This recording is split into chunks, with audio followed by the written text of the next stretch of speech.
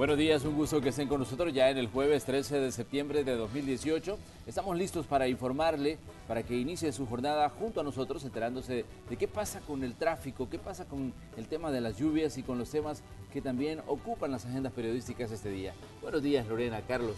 Buenos días, Manuel, Carlos, amigos televidentes, qué gusto que nos acompañen a esta hora desde muy temprano, en punto de las 5:30 de la mañana, acompañándonos aquí en Canal 12 en Noticiero Hechos AM. Le invitamos a que se mantenga pendiente estas 3 horas de información y por supuesto saludamos a quienes nos están sintonizando a través del 104.5 en Sonora FM y en nuestras redes sociales también nos encuentra como Noticiero Hechos a través de la transmisión en vivo en Facebook Live. Carlos, buenos días. Buenos días, Manuel. Buenos días, Lorena. Buenos días, un gusto, qué gusto. Buenos días, El Salvador. Hora de levantarse, 5 de la mañana con 31 minutos. Qué bueno que está con nosotros. Traemos actualidad en el deporte, mucha polémica en lo que ha dicho Zarco Rodríguez en las últimas horas. Digo polémica para algunos, para otros es muy natural que lo diga. Y otros temas internacionales también bien interesantes. Se viene una pelea de boxeo. No sé si les gusta el boxeo a ustedes, sí, Manuel. Lorena. La pelea del año, Carlos. Es la pelea que va a mover más dinero este año seguramente. Wow. Saúl El Canelo Álvarez contra Gennady Golovkin, Triple G en Las Vegas, es este sábado. Así que vamos a comenzar a calentar el ambiente.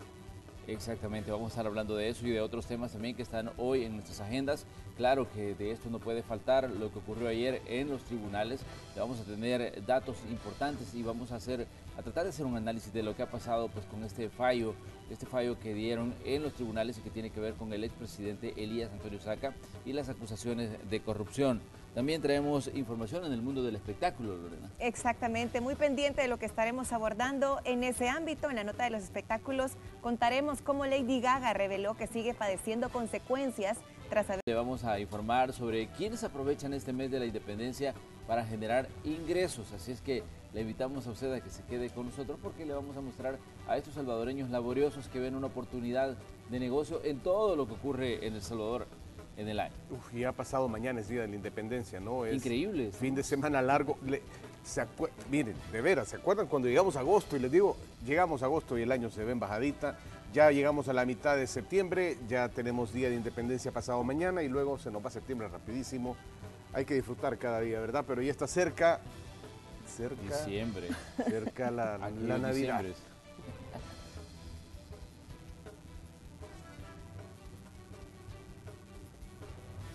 Vamos a comenzar ya estableciendo contacto con los equipos de Noticiero Hechos. Ellos se levantan también muy temprano para traernos información que usted debe saber antes de salir de casa. Julio Guevara ya está listo con su primer reporte. Julio, vamos contigo. ¿Qué nos cuentas en esta mañana de jueves?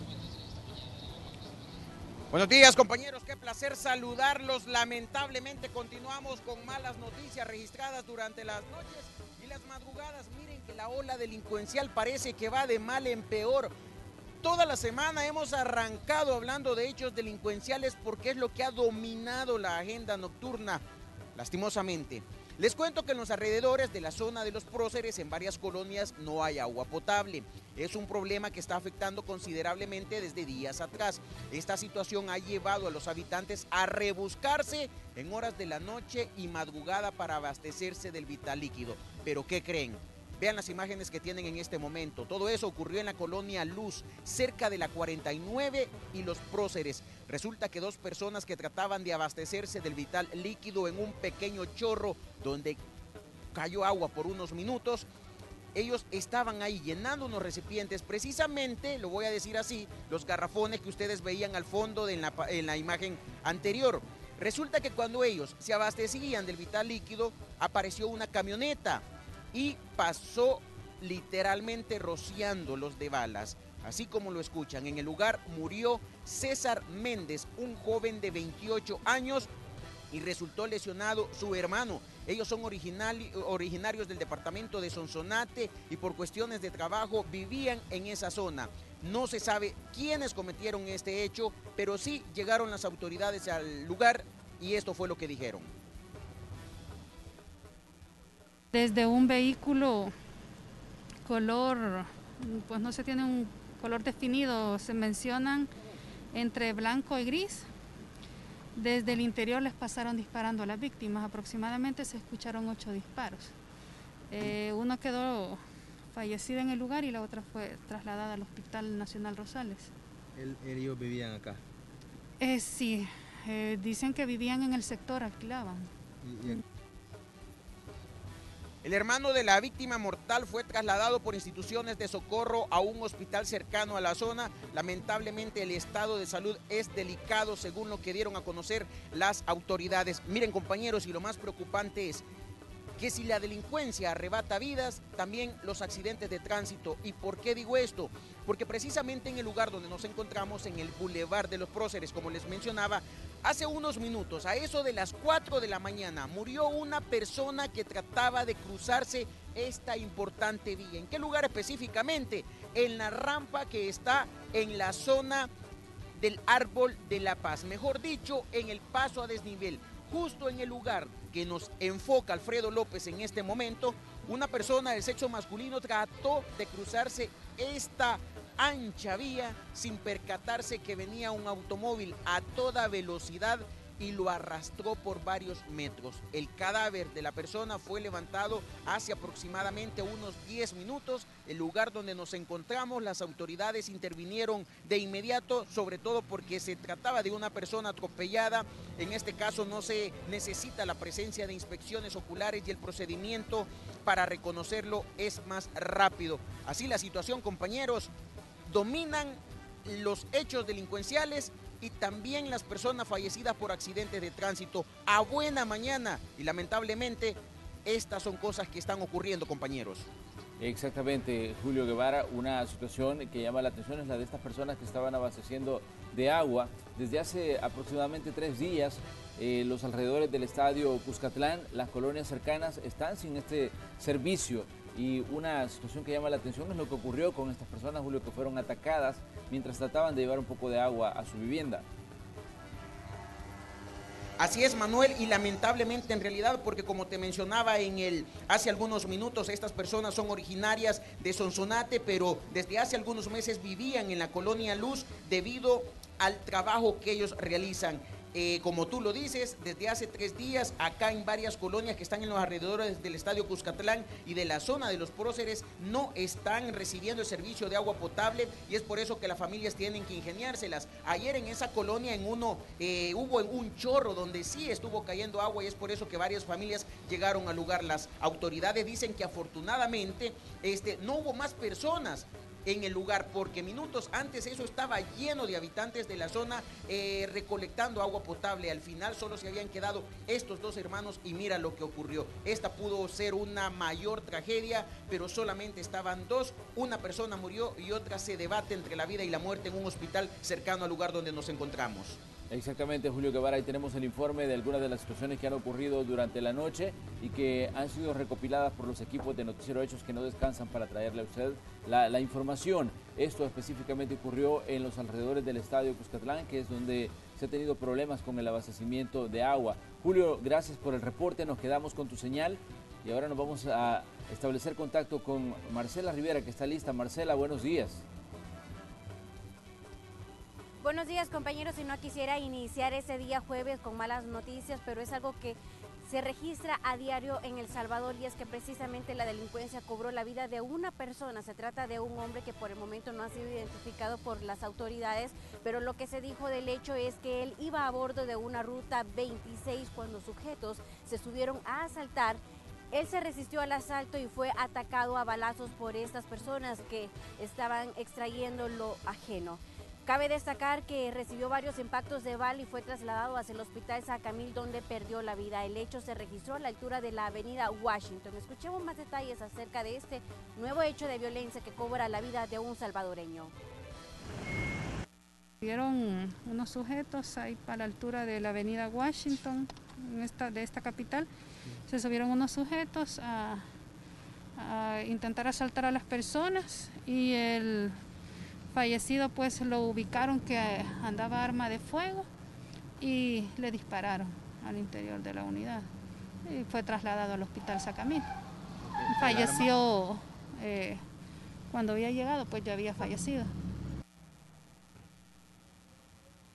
Bueno, eso es parte de lo que se ha registrado en las últimas horas. Recordemos que también en reiteradas ocasiones los pasajeros han dicho acerca de la inseguridad que viven a diario en las diferentes unidades de transporte colectivo, algunas medidas que ya fueron implementadas por el gobierno de utilizar a los elementos de la Fuerza Armada al interior de este transporte para evitar que se sigan suscitando ese tipo de hechos, pero sabemos que aún continúan afectando a las personas y aquí se entra en un debate entre si dar de verdad lo que le ha costado a uno o esperar también a qué es lo que hacen las autoridades, compañeros. Muy bien, Marcela, gracias por el dato sobre lo que ha ocurrido a bordo de esta unidad de transporte colectivo. Vamos a volver contigo más adelante porque apenas estamos iniciando esta jornada informativa. Buenos días. Buenos días. Bueno, ahí tenemos parte de lo que ha ocurrido durante la noche. Usted lo está conociendo a primera hora aquí en Noticiero Hechos AM, pero hay otras noticias que también acaparan la atención en este día. Por supuesto, son algunos de los titulares que estamos destacando en esta mañana. Luego de casi 2 años de haber iniciado el proceso judicial contra el expresidente Elías Antonio Saca y otros exfuncionarios acusados de corrupción, el juzgado segundo de sentencia informó sobre las condenas que recibirá cada uno de ellos. Ya le contamos los detalles. En esta emisión le informaremos sobre la situación por la que atraviesa una familia luego de no tener señales de un joven que trabajaba como conductor de Uber. También le vamos a contar sobre el caso del asesinato de Ramón Curi, uno de los dirigentes del Partido de Concertación Nacional. Continúa sin resolverse. Su partido está pidiendo ayuda de Estados Unidos para dar con los hechores de esta situación que ocurrió a principios de este año. Además, le informamos, líderes del Partido de Concertación Nacional denunciaron supuestos intentos de soborno para que se sumen a respaldar a Nayib Bukele en las próximas elecciones. Le tenemos los detalles. Informativa ya con el detalle de las noticias que traemos para hoy y le queremos decir que Elías Antonio Saca se convirtió en el primer expresidente de la República en ser condenado a prisión por delitos cometidos durante su gestión. Además, tendrá que retribuir al Estado, escuche usted, más de 260 millones de dólares. Pero él no es el único condenado en el caso Destape a la corrupción. También hay más y se lo detallamos en el siguiente informe. Para la justicia salvadoreña, este 12 de septiembre se traduce en el día que marca un precedente en la lucha contra la corrupción. El Tribunal Segundo de Sentencia resolvió que el expresidente de la República, Elías Antonio Saca, 3 exfuncionarios de su gobierno y 3 exempleados de Casa Presidencial fueran condenados a prisión, además de tener que retribuir al Estado todos los fondos desviados del erario público hacia cuentas privadas. Yo me siento bastante, satisfecho en cuanto a los arreglos tomados, a lo que se ha fallado. Lógicamente se dio la pena que se negoció con Fiscalía. Y es que tal como se anunció desde el inicio de la vista pública mediante el proceso abreviado, 6 de los imputados confesaron los actos de corrupción por los que el Ministerio Público los cuestionaba. En cambio, sus penas se redujeron sustancialmente. Antes variaban entre los 15 y 30 años de cárcel. Este día se anunció la condena que deberán purgar. Siendo así que el exmandatario Elías Antonio Saca, acusado de los delitos de peculado y lavado de dinero, tendrá que cumplir una pena de 10 años en prisión. Para el exsecretario privado de la presidencia, Elmer Charlé, el fallo también fue de 10 años de cárcel. César Funes, exsecretario de la Juventud, y Julio Rank, ex vocero de Casa Presidencial, fueron declarados culpables del delito de lavado de dinero. Para ambos, la condena será de 5 años. Francisco Rodríguez fue condenado a 6 años tras las rejas y Jorge Herrera a 3 años.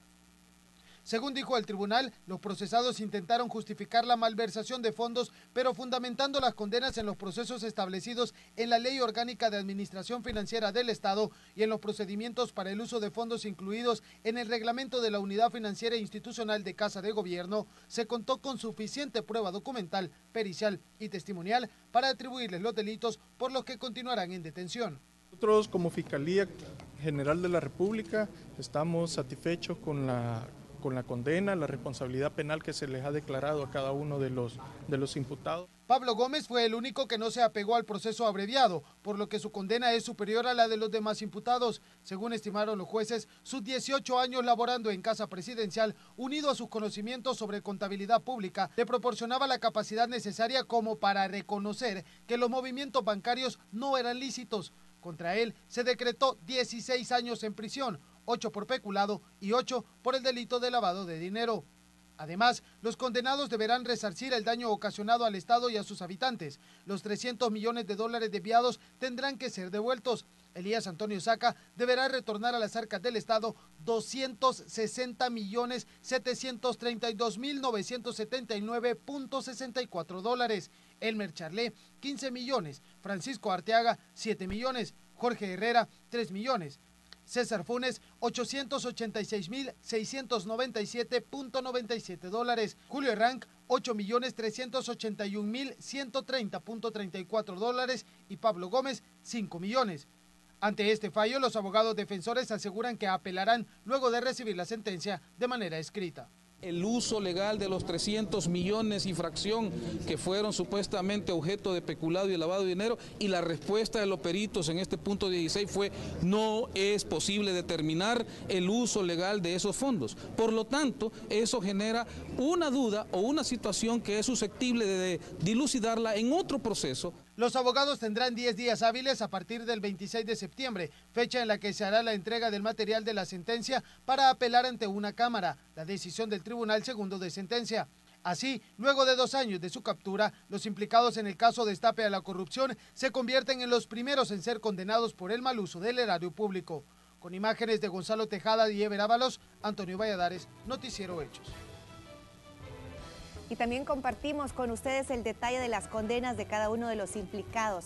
El expresidente de la República, Elías Antonio Saca, 10 años. Él deberá también retribuir 260.732.000 dólares. Y también les comentamos que el secretario privado de la presidencia, Elmer Charlé, 10 años y 15 millones de dólares. Mientras tanto, el exsecretario de Comunicaciones, Julio Herranc, deberá purgar una pena de 5 años y deberá retribuir al Estado 8.381.000 dólares. El expresidente de ANDA, César Funes, 5 años y deberá retribuir 886.697.97 dólares. De igual forma, Francisco Arteaga pasará 6 años en cárcel y deberá pagar 7 millones de dólares. Jorge Herrera, 3 años y deberá pagar 3 millones de dólares, mientras que Pablo Gómez pasará 16 años y también 5 millones de dólares que deberá retribuir al Estado. Son algunos de las cifras que se están manejando en este momento. Carlos, aquí hay una interrogante respecto a ese tema, porque se les pone una pena de prisión, pero junto a esto se dice tienen que retribuir X cantidad de dinero. En tu experiencia como abogado, ¿cómo funciona esto? Bueno, es una obligación ahora. Las fuentes de las obligaciones en materia legal, en el derecho, son varias, ¿no? La principal es la ley, es la que te impone ciertas obligaciones. Los contratos, por ejemplo, son fuentes de obligación entre particulares, y las sentencias también judiciales son fuentes de obligaciones para los condenados.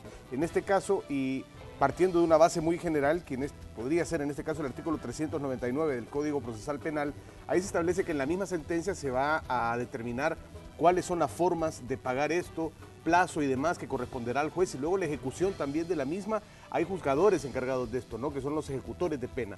Entonces, ahora, la forma material, ¿de dónde va a sacar para pagarlo? Si tiene para pagar en realidad esta millonada al Estado, pues no lo sabemos, probablemente no lo tenga. Lo cierto es que del dinero que él perciba, los bienes o lo que vaya acumulando en su patrimonio, a partir del momento en el que tenga una forma él de hacerlo, tendrá que ir una parte al Estado también, para como de esa manera ir retribuyendo parte, tal vez no todo, pero sí parte de lo que pues se robó.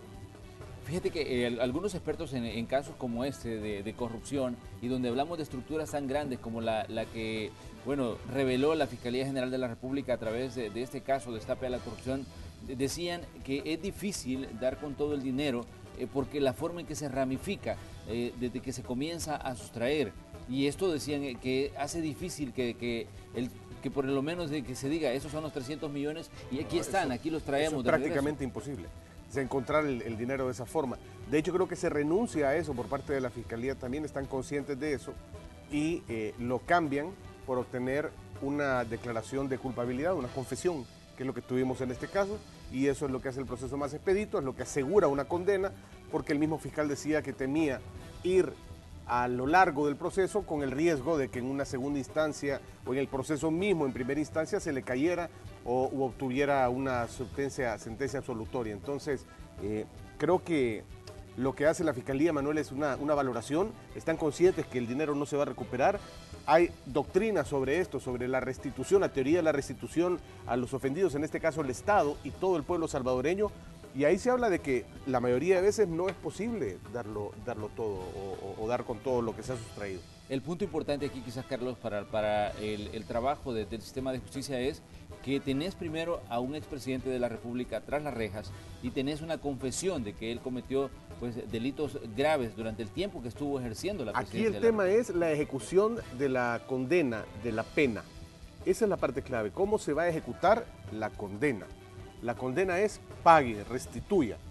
Eso es lo más importante. Entonces, el expresidente Saca queda obligado prácticamente vitaliciamente, de por vida, con el Estado a retribuir esa cantidad de dinero, a pagar hasta que haya solventado el total de la deuda, que en este caso, pues si la sentencia dice, se le obliga a restituir 260 y pico millones, pues hasta que pague esa deuda. Bueno, vamos a continuar dando cobertura a este caso. En torno a este juicio también se desarrollaron varias escenas antes y después del veredicto del tribunal. El periodista Luis Alberto López nos preparó la siguiente crónica. Se trataba de uno de los juicios más relevantes de este año. Conocer la sentencia del primer presidente de la República condenado penalmente. Por eso, la amplia cobertura de la prensa, nacional e internacional, alistando sus equipos para la mejor transmisión. Había que cumplir indicaciones. Digamos que se salgan por respeto a los que van a ir después. La vigilancia era estricta. Se registraba a fiscales acreditados y abogados defensores. No había detalles que la prensa perdiera.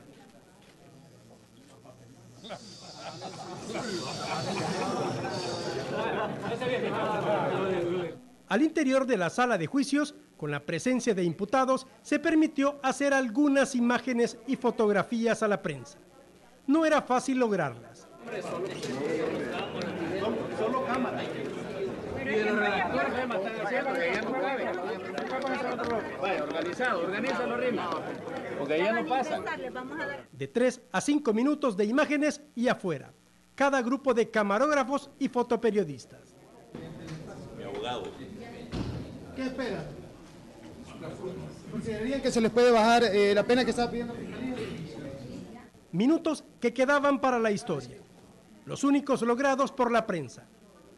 También los periodistas que fueron autorizados para estar dentro de la sala en la lectura de la sentencia pasaron el registro. No se permitió el ingreso con equipos electrónicos.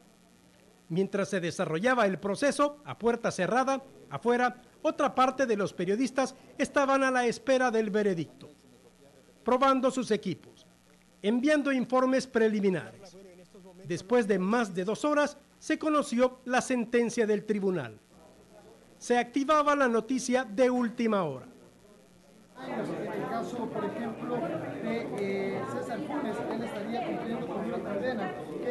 La noticia corría por diferentes medios de comunicación, a nivel nacional e internacional. Los sentenciados salieron sin ser captados por las cámaras. Las reacciones de los fiscales y abogados defensores se repartían en los pasillos del tribunal. La sala de juicio en pocos minutos quedó vacía. Hubo espacio hasta para la fotografía del recuerdo. Y ahora corre un nuevo tiempo para los condenados en el juicio Destape a la corrupción. Con imágenes de Ever Ábalos, Luis Alberto López, Noticiero Hechos. Bueno, ahí teníamos parte de la atención que generaba este proceso en específico y el conocer la resolución. Pero, ¿saben? Tenemos una crónica del caso del expresidente Elías Antonio Saca desde su detención hasta la fecha en que todos sus bienes fueron congelados.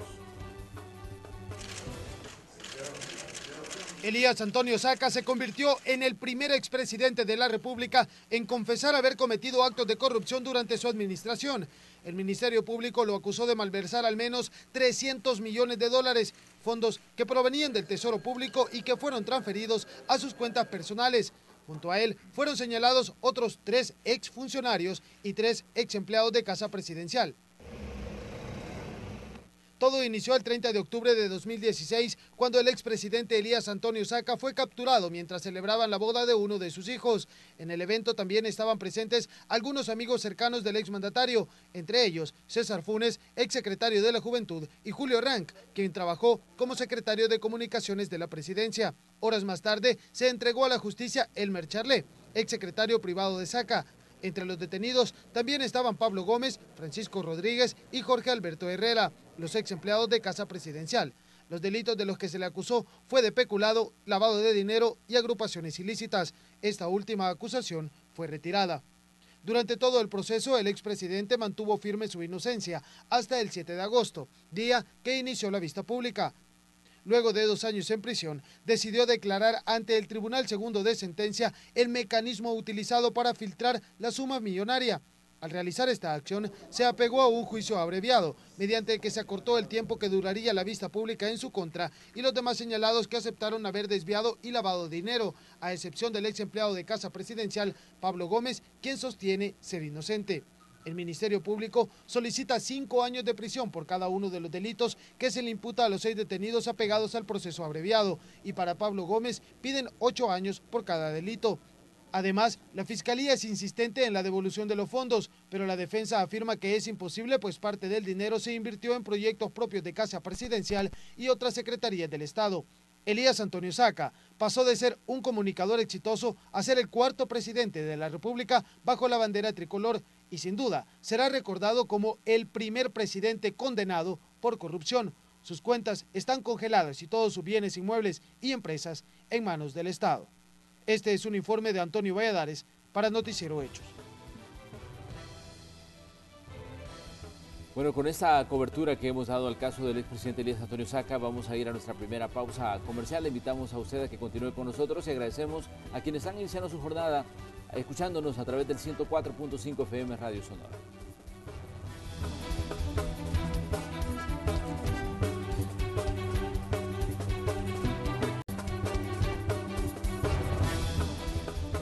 Continuamos con más información aquí en Hechos AM. Llega el momento de enlazarnos con nuestra compañera Marcela Rivera. Marcela, te escuchamos. Cuéntanos tu informe.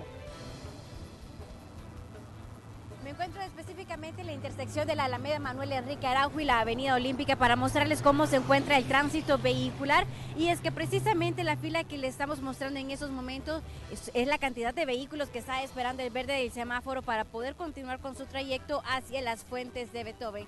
Son pocos los vehículos que se encuentran por el momento en este lugar, de igual forma para las personas que vienen bajando y que ya están buscando el centro de San Salvador. Ahora bien, la mayor carga vehicular que se registra es en la Alameda Manuel Enrique Araujo. Para los que ya se dirigen hacia la Plaza Salvador del Mundo, estamos viendo que son varios vehículos, varias unidades de transporte colectivo que están circulando en esta vía, pero por el momento no se ha generado ningún tipo de inconvenientes, es decir, ningún accidente de tránsito, ningún vehículo quedado y tampoco algún congestionamiento que pueda afectarle a usted hacia su destino. De igual forma, para las personas que se dirigen hacia Los Próceres, hacia Santa Tecla, hacia la carretera panamericana, estamos viendo que se tiene un sentido aún más despejado, así que es una muy buena opción para que usted, amigo televidente, evite todo ese congestionamiento que se genera en todas las calles del país. Salga temprano y transite por Alameda Manuel Enrique Araujo y la Avenida Olímpica. Gracias, Marcela, por este reporte del tráfico desde la Avenida Olímpica y a la Alameda Manuel Enrique Araujo. Muy importante esa recomendación que tú nos brindas.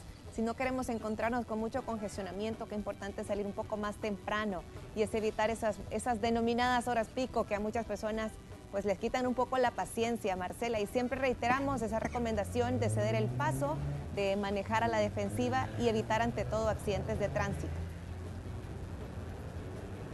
Así es, por supuesto, es importante siempre respetar las señales de tránsito, evitar el congestionamiento vehicular, que a veces se vuelve bastante difícil por la cantidad de vehículos que están transitando, que ya supera el millón el parque vehicular en el país, pero sí sabemos que hay horas en donde es más accesible que usted pueda dirigirse hacia su trabajo, tiene que hacer una espera, pero créame que eso vale la pena, no le va a quitar la paz interna, así que es mejor salir un poquito más temprano de su casa, evita gastar más gasolina y evita mal humores, como dicen. Exactamente, Marcela, ahí tenemos una imagen de cómo comienzan las actividades en este día ya jueves, ya casi al cierre de una semana más, pero lo importante, como dice Marcela, a armarse de paciencia y también a ser un poco cortés en la calle, que eso urge en El Salvador. Gracias, Marcela, por el reporte. Y sobre todo para los peatones. Feliz día. Con los peatones, claro, Marcela. Muchas gracias. Ahí estaba Marcela Rivera, nuestra compañera. Le damos paso ahora a Gerardo Borja también. Gerardo, adelante con tu reporte. Vamos a tener un día de mucha cobertura, de tráfico, de denuncias ciudadanas. Vamos con el primero de tus informes. Gerardo, buenos días. Gracias, muy buenos días, queridos compañeros y amigos televidentes que están pendientes de Noticiero Hechos a esta hora. Les tengo información de trabajos que se efectuaron en horas de la noche y madrugada por empleados de una empresa subcontratada por Fovial, donde continuaron con el recarpeteo de la 10ª Avenida Sur y calle Antigua San Marcos. Esto como parte de la rehabilitación de arterias más importantes del Gran San Salvador. Pero quisiera que viéramos parte de las imágenes que generó mi compañero Francisco Gutiérrez en horas de la noche y madrugada, ya que eso es muy importante. Son aproximadamente 1.121 metros lineales los que se han cambiado en este recarpeteo nuevo, que aproximadamente estaba programado para unos 15 días.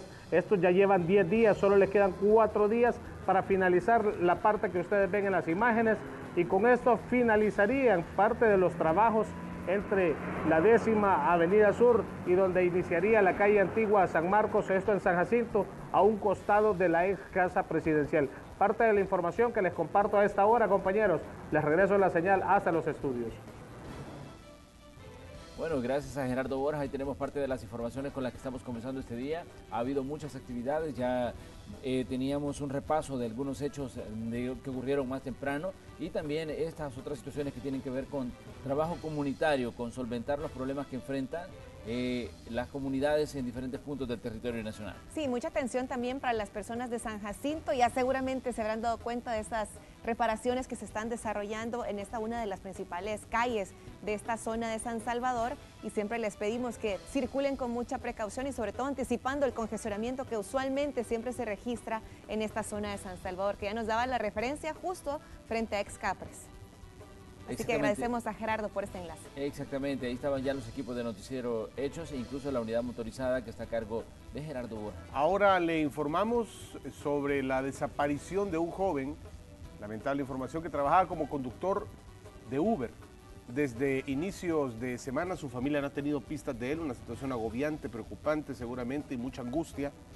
Tenemos el reporte a continuación. Hasta el momento nadie lo ha visto y su celular está apagado. Su corazón está destrozado, llora. La desesperación la tiene sumergida en la zozobra. Cada día que pasa siento que no puedo más. ¿Cómo no comprenderla si el joven a quien le juró amor eterno está desaparecido? Siento miedo de ya no volverlo a ver. Pero quiero encontrarlo, ya sea vivo o no. Pero lo quiero encontrar. Se trata de Carlos Antonio Castillo Rodríguez, quien desde hace 5 meses buscó ganarse la vida prestando servicio como conductor Uber. El pasado lunes arrancó el motor de su vehículo a las 4 de la mañana. Salió de Apopa con su primer cliente rumbo al Paseo El Carmen de Santa Tecla. Confirmó que llegó y a las 6:28 le escribió los buenos días a su esposa. Conversaron, pero a las 8:43 dejó de responder. Desde esa hora, nadie sabe algo de Carlos. Él no se metía en ninguna cosa mala. Solo lo único que nosotros pedimos es que nos ayuden a encontrarlos realmente. La angustia de esta familia es peor desde hace 24 horas, porque en la carretera que de Hilo Vasco conduce a Sensuntepeque fue ubicado el automóvil que manejaba el joven, con rastros de sangre. El carro estaba semidesmantelado. Los familiares de Carlos Castillo llegaron hasta el lugar pensando lo peor, porque la policía les advirtió que en el baúl podrían encontrar un cadáver, pero no fue así. Solo habían gotas de sangre. Ni una pista del joven de 28 años, profesional en ciencias jurídicas, que por falta de un empleo desde su graduación, se vio obligado a transportar personas para ganarse el pan de cada día. Yo me miro que por qué le ha pasado esto a mi hijo. Yo sé que está vivo mi hijo, no va a tener mis manos. Y donde esté, que Dios me lo guarde también donde esté. 3 días han pasado de esta desaparición, pero la familia no pierde las esperanzas de una buena noticia. Es el pilar de un hogar que por hoy está incompleto, donde una madre, una esposa y una pequeña de 6 años lloran la ausencia del hombre que todas las noches regresaba con sonrisas, abrazos y con el corazón lleno de amor para ellas. Con imágenes de Alfredo López, Julio Guevara, Noticiero Hechos. Esta es una de las realidades que se viven en el país, la cantidad de personas que desaparecen. Realmente en cierto momento en medicina legal, cuando uno iba tal vez a hacer, digamos, algún tipo de cobertura a nivel periodístico en ese lugar, encontrabas una cantidad de fotografías de gente que ha desaparecido y que su familia la está buscando, como el caso de este joven. Si usted que nos sintoniza tiene alguna información, sabe algún dato de lo que pudo haber pasado con esta persona, es importante que lo haga saber a las autoridades, porque hay una esposa, hay una madre que está pues angustiada al no saber qué sucedió con su pariente. Imagínate, desaparece a las 8:40 de la mañana y desde ese momento no vuelven a saber de él. Ya no hubo señales de él. Sí. Y a pesar de que sí se encontró el vehículo y pues estábamos escuchando con rastros de sangre y demás, ya es parte también de la tranquilidad o este proceso también en caso de que la persona pues haya fallecido, haya sido víctima de la violencia, pues este duelo, ¿verdad? Que es importante cerrarlo también. De igual forma las personas siempre manifiestan que es importante cerrar este ciclo también, así que vamos a estar pendientes de lo que digan las autoridades y la investigación, Manuel. Exactamente. Hablemos ahora de política y les queremos contar lo siguiente. Dirigentes del partido PCN, del Partido de Concertación Nacional, solicitaron la ayuda de la Embajada de los Estados Unidos para esclarecer el asesinato de Ramón Curi, uno de sus dirigentes que perdió la vida, o se la quitaron después de un ataque armado. Curi fue asesinado pues a finales del mes de abril de ese año, cuando se encontraba en la sede del PCN en San Salvador. Hasta el momento pues no se registra ninguna captura por este crimen. Recurrimos a la gente de la embajada y le solicitamos el apoyo. La embajada de los Estados Unidos le hemos solicitado el apoyo. Le entregamos todo lo que habían captado las cámaras. Si ustedes salen y hacen un recorrido, se van a dar cuenta que hay cámaras tanto adentro como afuera del Instituto Político. Todo ese material se le entregó en la misma noche. No había fallecido todavía Ramón. A Ramón estaba todavía en el hospital, se estaban haciendo los intentos de estabilizarlo.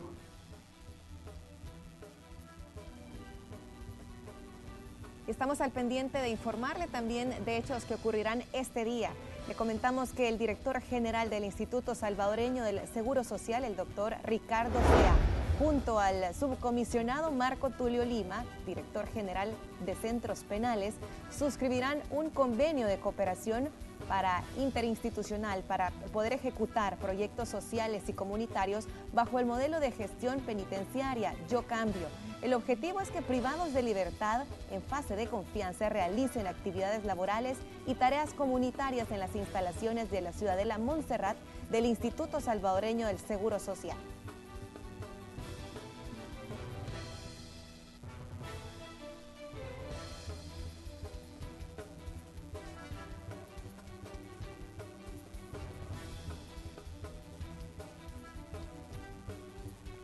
Bueno, les decíamos desde muy temprano que el caso del expresidente Elías Antonio Saca ha acaparado titulares, ha acaparado la atención y todo el mundo estaba esperando la reacción del fiscal general de la República, Douglas Meléndez.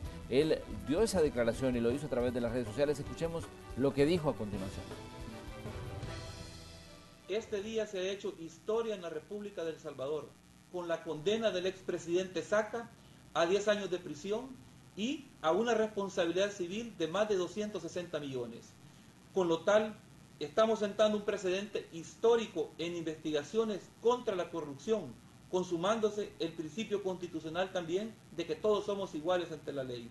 Por lo que estamos reconociendo el trabajo de aquellos fiscales valientes, mujeres y hombres, que llevaron adelante esta investigación. Desde el inicio de mi gestión me comprometí a combatir la corrupción y la impunidad en nuestro país. Reafirmo mi compromiso de seguir combatiendo los hechos criminales y la corrupción en nuestro país.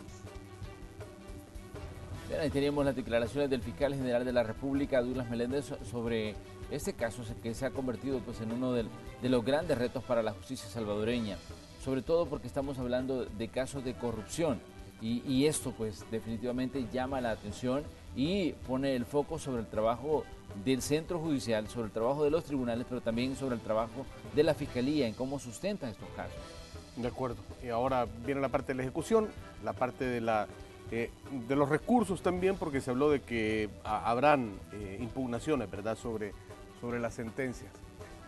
Nos movemos al ámbito internacional, sí, para platicar del presidente, sí, los 5 hechos, sí, internacionales. Bien.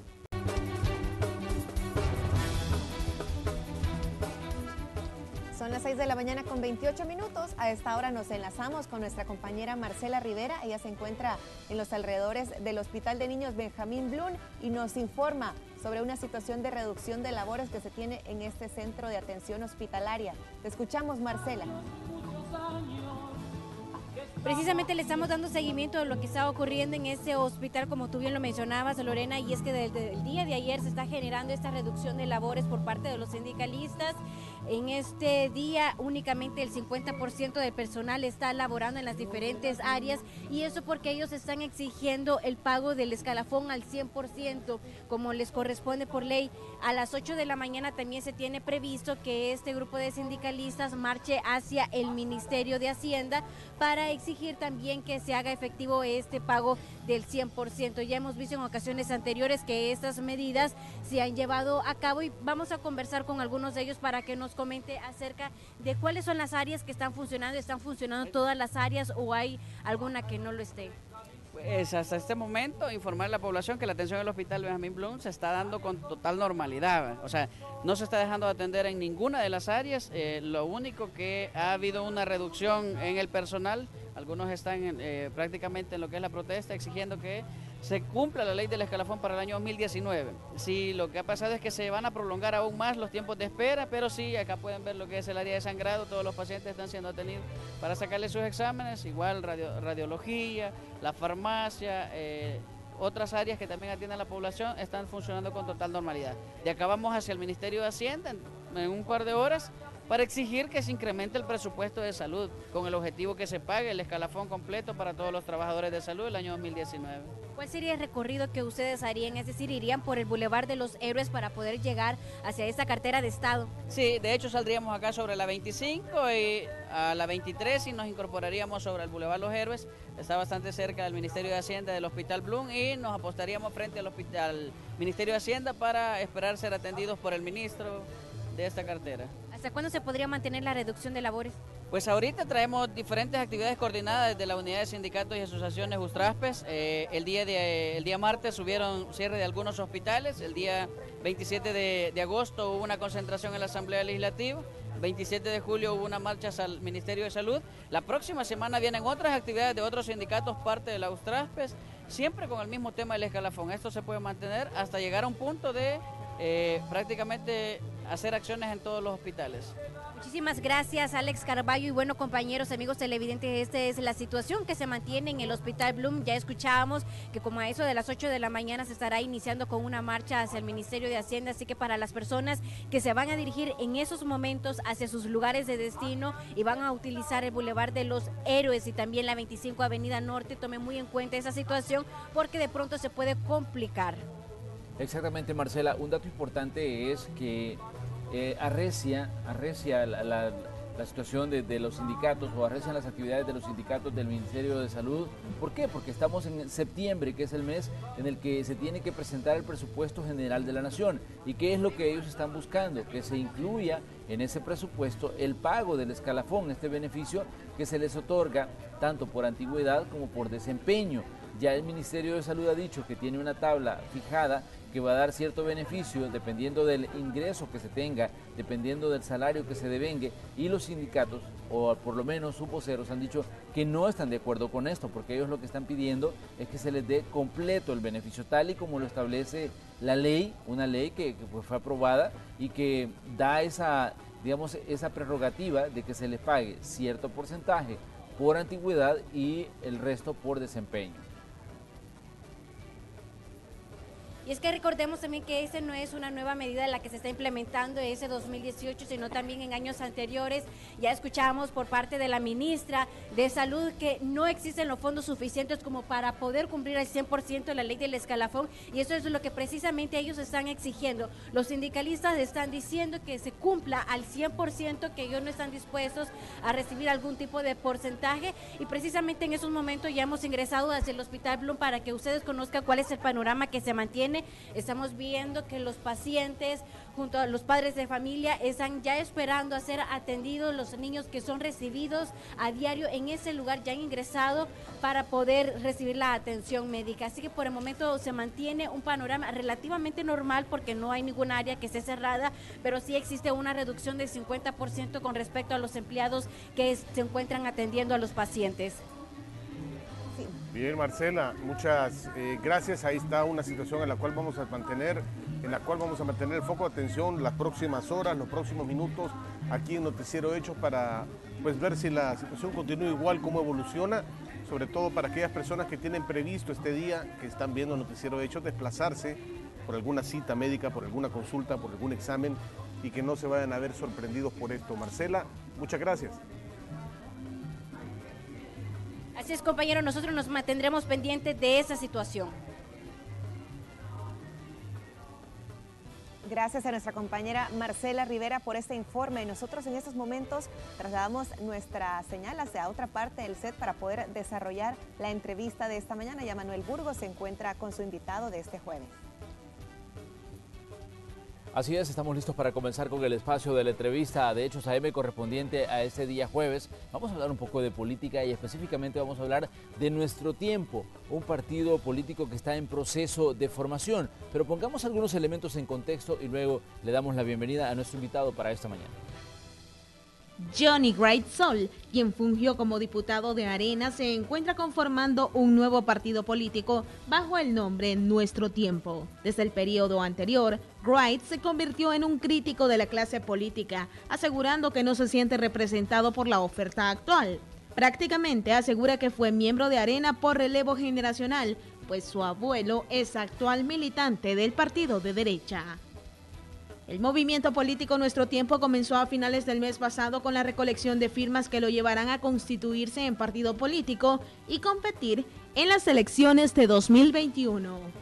Tenemos un grupo de jóvenes voluntarios que están ahí, en este caso, en este día, bajo el intenso sol de la tarde, pero con una sonrisa, pues vamos a recibir esa firma de apoyo. Nos hemos ubicado en algunos puntos estratégicos de alto tráfico de personas, como pueden ser los centros comerciales de nuestra ciudad. Hemos estado en las afueras de Multiplaza, hemos estado en las afueras de la Gran Vía y de Metrocentro, pero aprovechando la coyuntura del Juventud 2018, también nos hemos acercado este día a Cipco. Wright aseguró que la política en El Salvador está desprestigiada y que la población quiere algo diferente, por lo que buscan convertir a Nuestro Tiempo en una nueva y renovada opción para las próximas elecciones legislativas y municipales. Nuestro Tiempo realmente se define de centro humanista, es una oferta de centro, queremos romper con la polarización y el esquema de izquierdas y derechas. El movimiento Nuestro Tiempo surgió con la salida de Wright de Arena en el periodo en el que fue diputado, específicamente en 2017, cuando de manera irrevocable renunció a participar en las elecciones internas del partido tricolor, en las que se elegirían a los candidatos a diputados para el periodo 2018-2021. Nuestro Tiempo necesita 50.000 firmas para que el Tribunal Supremo Electoral dé el aval de que se constituya como un nuevo partido político y tiene 90 días para lograrlo. Así lo estipula la Ley de Partidos. Y para hablar sobre este partido en formación y otros temas de coyuntura en los que se ha visto involucrado su ex partido político Arena, esta mañana, en la entrevista de Hechos AM, conversaremos con el presidente de Nuestro Tiempo, Johnny Wright Sol. Comenzamos. Así es, le damos los buenos días a Johnny Wright Sol, quien está trabajando pues en la fundación de este partido político Nuestro Tiempo. Bienvenido a Canal 12, un gusto recibirlo. Gracias, Manuel, buenos días, un gusto estar aquí nuevamente. Gracias por esa introducción y sobre todo por este espacio importante en Canal 12. Cuéntenos cómo va este proceso de recolección de firmas, cómo va este proceso tan importante que exige como requisito el Tribunal Supremo Electoral para constituir un partido político, al presentar las firmas. En este caso son 50.000 las que se están exigiendo. ¿Cómo van ustedes con este trabajo? Sí, bueno, vamos bien. Realmente el día que di esa entrevista a Canal 12 era el primer día, hace casi 2 semanas que habíamos arrancado con este proceso de recolección de firmas. Quizás al principio uno lo ve como un requisito más que impone la ley, el tribunal y los procesos de creación de un partido político de, bueno, llegar al número de las tal 50.000 firmas. Pero al haber iniciado el proceso nos dimos cuenta que realmente se trataba de algo mucho más profundo y de que el ir a pedir firmas de apoyo para un partido político es casi como hacer una encuesta en el terreno, es tener la oportunidad de tener un contacto directo con la ciudadanía. Y en estos días, el apoyo, la receptividad del proyecto ha sido bastante favorable.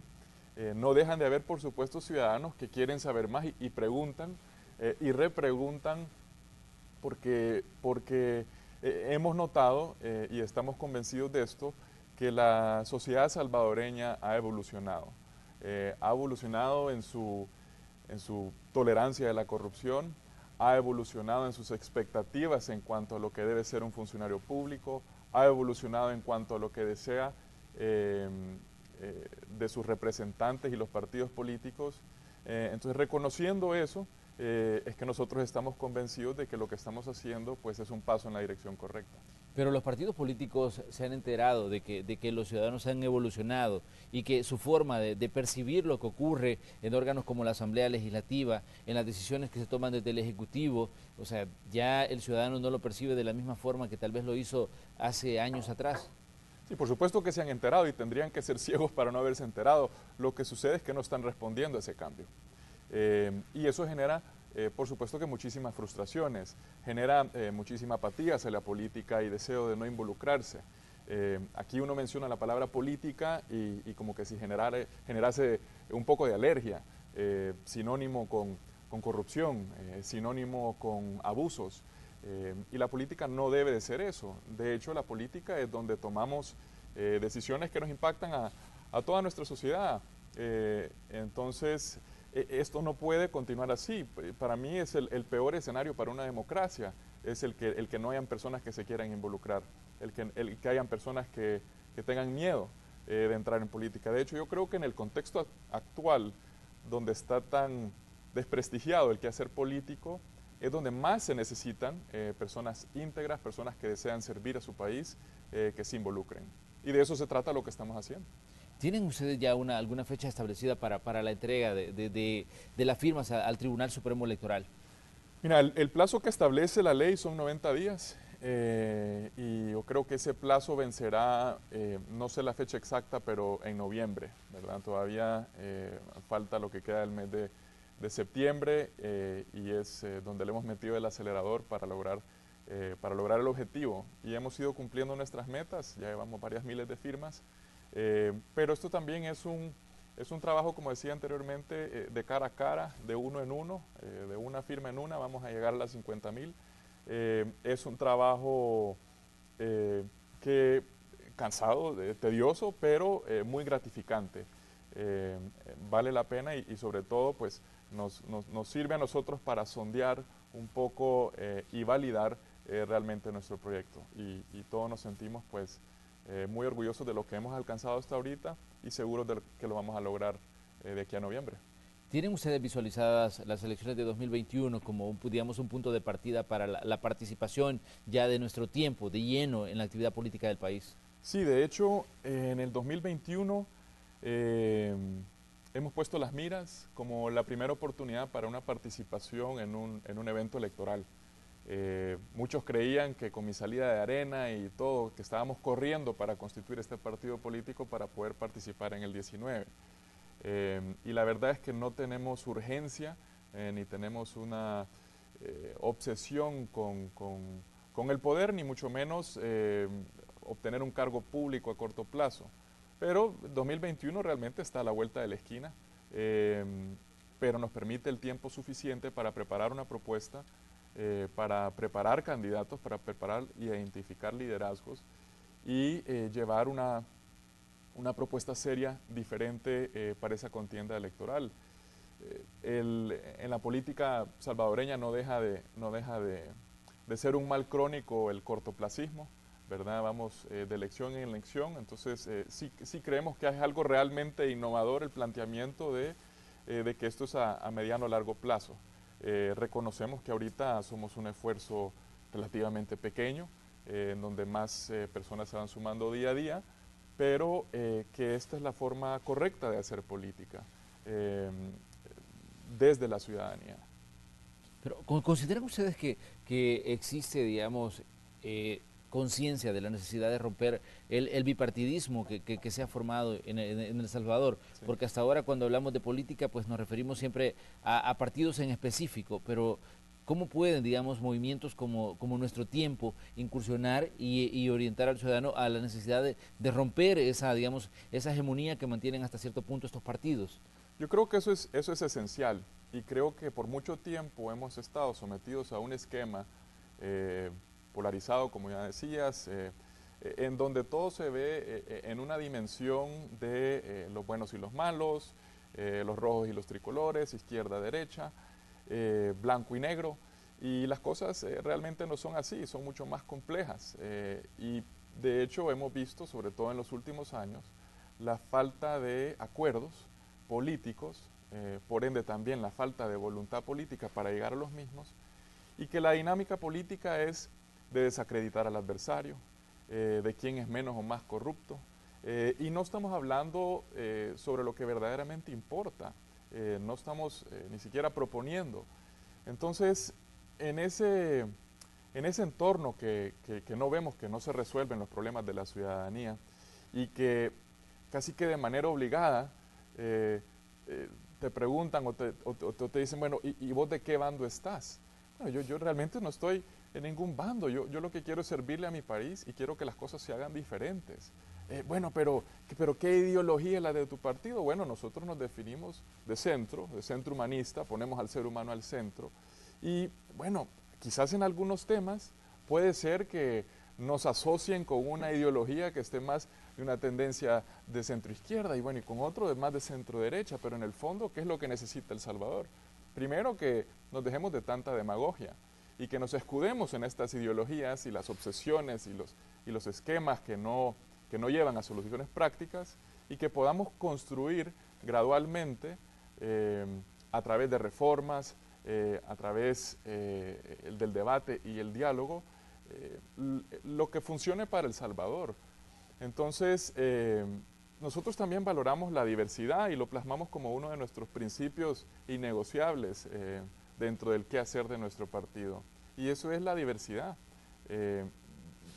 Creemos que además de haber evolucionado como país, también somos un país diverso en experiencias, diverso en pensamiento, diverso en cualquier forma, y que en un proyecto político como el nuestro debe y puede caber cualquier persona, pero no por ser incluyentes debemos de dejar de ser exigentes. Tenemos que ser y pretendemos ser muy exigentes en cuanto a la responsabilidad que nos tocará en algún momento, que es ejercer la función pública. Johnny, usted ya incursionó en política, ya estuvo durante un periodo en la Asamblea Legislativa y por lo tanto, bueno, lo vimos incluso pronunciándose en algunas situaciones en las que usted se separó del partido por el que fue elegido para estar en la Asamblea Legislativa. Me gustaría conocer su punto de vista sobre situaciones que están ocurriendo en ese órgano de Estado hoy y que definitivamente van a tener una consecuencia para el país en determinado momento. Por ejemplo, la elección de magistrados de la Corte Suprema de Justicia. Es un debate que parece que no termina. Llevamos más de 2 meses y no hay una sala de lo constitucional. ¿Cómo ve usted desde fuera, digamos, este proceso ahora en el que es una elección de segundo grado que es tan importante, pero parece que se va a seguir prolongando, no sabemos por cuánto tiempo? Sí. Bueno, en particular con ese tema de la elección de magistrados de la Corte Suprema, y aunque reconozco que actualmente pues, no ocupamos un cargo público, pero tampoco consideramos que nos hemos mantenido fuera y debemos mantenernos fuera. De hecho, el rol que ha ocupado sociedad civil en este debate y en este proceso ha sido vital, sobre todo enfatizar de que se trata de una elección donde se debe elegir en base a idoneidad, en base a independencia de criterio, etcétera. Y de hecho se han hecho trabajos que no se habían hecho en otras elecciones de funcionarios de segundo grado, de evaluaciones, de establecer parámetros de cómo es la mejor manera de evaluar. Desafortunadamente, y yo vengo diciendo esto y empujando esto dentro de la Asamblea Legislativa desde que fui diputado y desde que tuve la oportunidad de participar en una elección de funcionario de segundo grado, donde la crítica la dirigí hacia el proceso en sí mismo, que lo que establece el reglamento realmente a lo que lleva es a que se den negociaciones a oscuras de la ciudadanía y con intereses y con una finalidad sumamente de interés político partidario.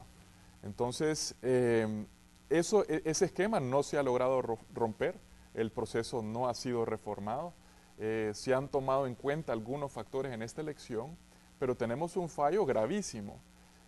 Yo creo que hasta este momento también como ciudadanía le hemos fallado a El Salvador en no exigir con mayor fuerza y desde diferentes sectores que tengamos en este momento una sala de lo constitucional funcionando, porque estamos completamente desprotegidos.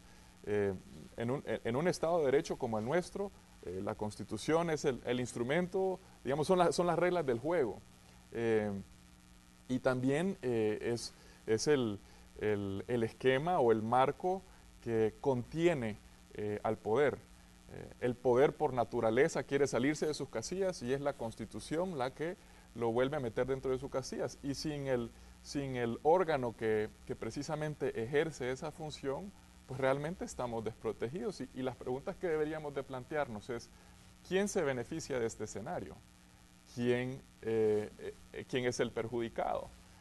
Yo creo que todos los que gozamos de derechos constitucionales, que somos todos los ciudadanos de la República, estamos muy perjudicados ante este escenario y debemos de continuar alzando la voz para no solo exigir una elección, pero exigir que se elijan los mejores. Pero, ¿qué piensa usted de los argumentos que en algún momento los partidos o sus representantes digamos, expresan y dicen, por un lado dicen, no, es que acá lo que existe es un reparto de cuotas, dice alguna voz dentro de la Asamblea Legislativa. Los otros dicen que nosotros queremos elegir a los mejores, pero hay una obsesión de otros partidos de querer poner nombres en específico, en lugares en específico, en la Corte Suprema de Justicia. Sí. Y así va la discusión, y así va el tiempo, y ya llegamos a más de 2 meses y todavía pues no se ve clara una elección, y muchos dicen, es que están esperando que esto se junte con la elección del fiscal general de la República, y los procesos se siguen acumulando, y aparte de esto tenemos una elección presidencial en puerta, que también se viene acercando. Sí, yo creo que hay un exceso de búsqueda de culpabilidad en cuanto a por qué no hay una elección hasta este momento, y de lo que hay muy poco es partes políticas que estén dispuestas a asumir la responsabilidad que les compete. Ahora, yo creo que los políticos van a continuar haciendo lo que están haciendo siempre y cuando la ciudadanía se los permita. Me explico, ellos han estirado la cuerda hasta el límite donde nosotros como ciudadanos lo hemos permitido. Entonces, y yo con muchas personas, de hecho en este proceso de recolección de firmas te preguntan, bueno, ¿y qué va a hacer usted o qué van a hacer ustedes para que esto no sea más de lo mismo?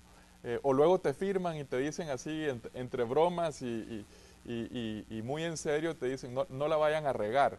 Creo que implícitamente lo que te están diciendo es no se vaya a convertir en más de lo mismo. Entonces, ante ese planteamiento yo les digo, bueno, es que no es qué es lo que yo voy a hacer, ¿verdad? Yo me llevo este mandato y yo voy a hacer y yo le voy a dar resultados. No, usted me tiene que acompañar, ciudadano, usted tiene la responsabilidad también de exigirme, a quién le voy a rendir cuenta yo, a quién le voy a cumplir. Y con quién debo formular las propuestas, de quién debo entender su problemática. Entonces no es bueno, aquí le doy mi voto, dele y a ver cómo me va, sino hay un acompañamiento necesario. Yo, en mi experiencia de diputado, vi pocas propuestas de ley que de hecho se convirtieron en ley, que llevaban un genuino respaldo ciudadano. Pero una de las que sí vi, y de hecho fue la ley de prohibición a la minería metálica en El Salvador, llevaba un acompañamiento social, un acompañamiento ciudadano, que el político que se hubiese opuesto a eso hubiese tenido un costo altísimo. Ahí a lo que quiero hacer referencia es la efectividad que tiene en una democracia la población de manifestarse, de movilizarse y de exigir que se respeten, se cumplen sus derechos o su voluntad. En este caso, la mayoría de salvadoreños no veía viable ni consideraba que en El Salvador debiese desarrollarse ese tipo de minería en nuestro país, por los factores que pudiesen ser, pero en el fondo es que necesitamos ver más iniciativas que tengan ese acompañamiento ciudadano. Por eso es que yo digo, bueno, sí, los diputados efectivamente nos han fallado, pero ¿dónde está la ciudadanía? Muy bien, vamos a hacer una pequeña pausa comercial, pero ya regresamos con más de esta conversación que sostenemos hoy con Johnny Graysol, quien está trabajando pues, en la fundación de este partido político, Nuestro Tiempo. Regresamos enseguida.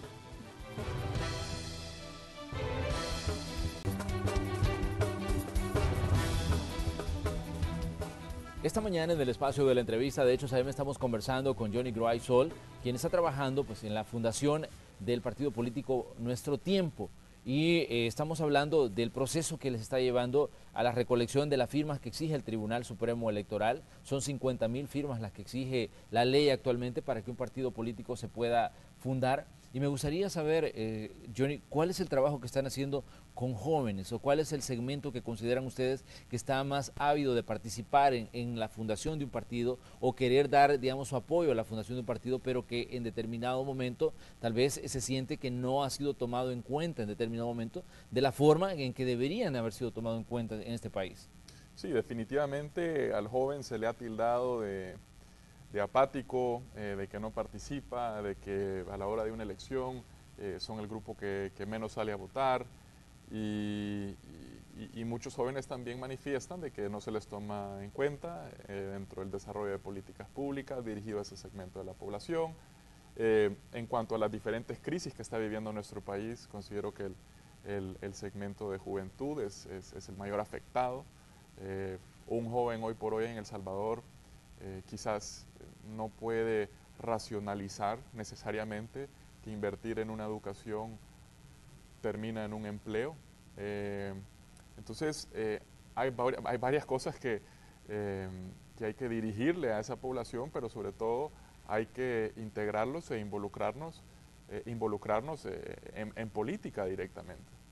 Nosotros hemos encontrado en los jóvenes y en nuestra incursión por firmas de apoyo en universidades y en comunidades, que el joven tiene una mayor disposición de darnos la firma de apoyo.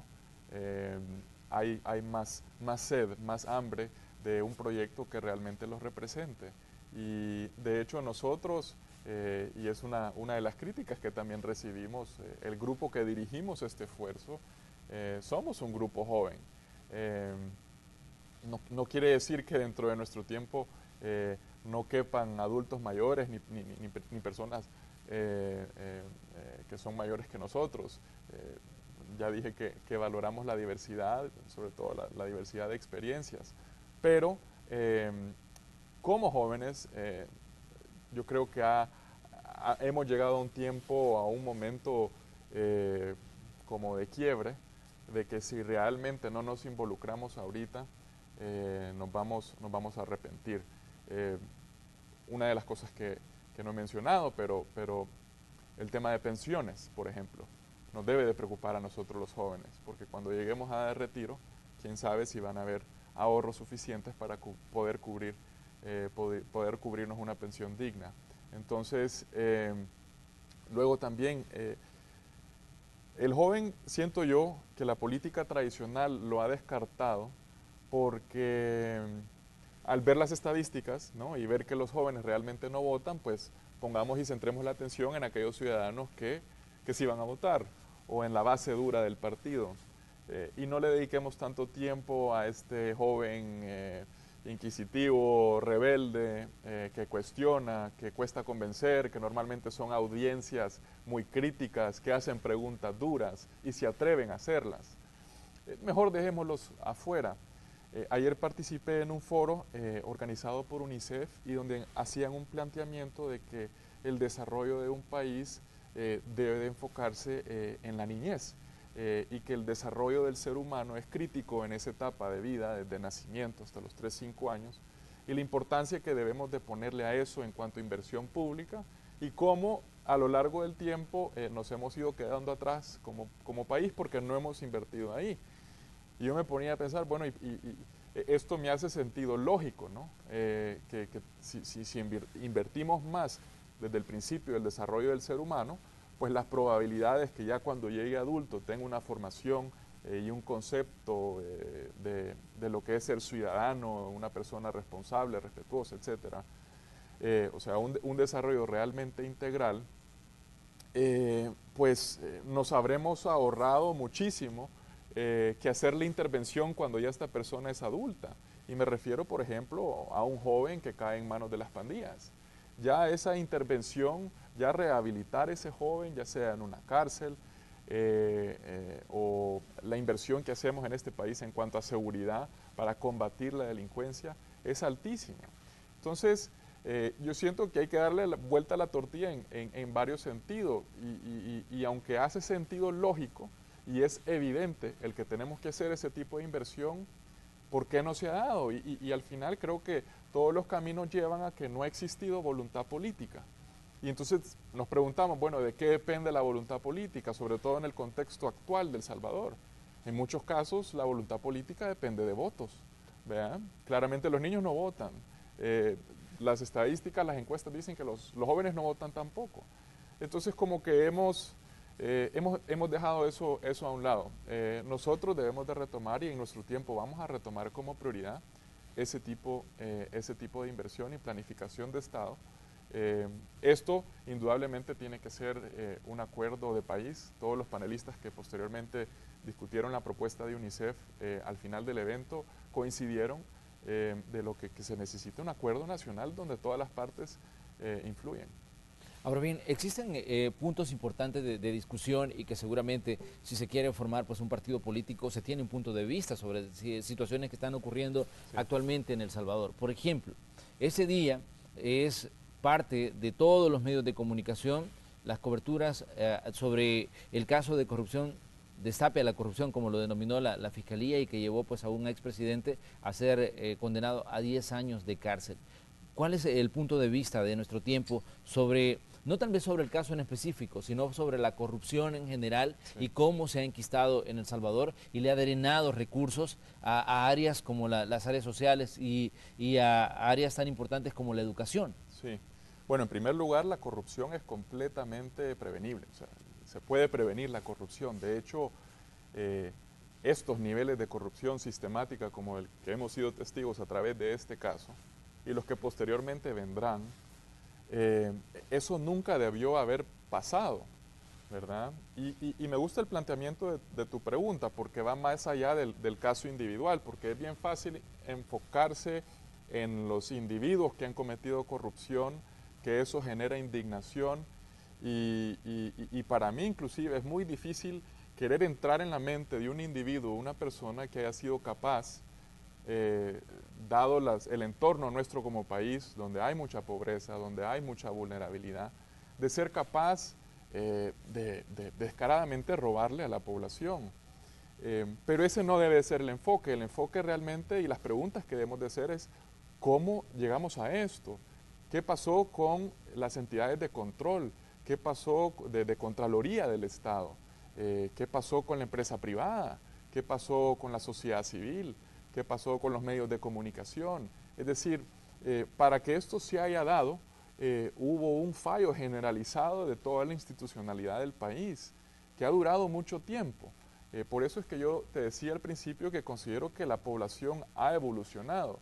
Y aunque el resultado de la condena de ayer indudablemente es un avance importante en darle la vuelta de la página al capítulo de impunidad en nuestro país, indudablemente hay mucho por hacer, es decir, hay poco que celebrar en estos momentos, sino más bien es momento de ver en cuanto a la lucha de la corrupción, cuál es el camino.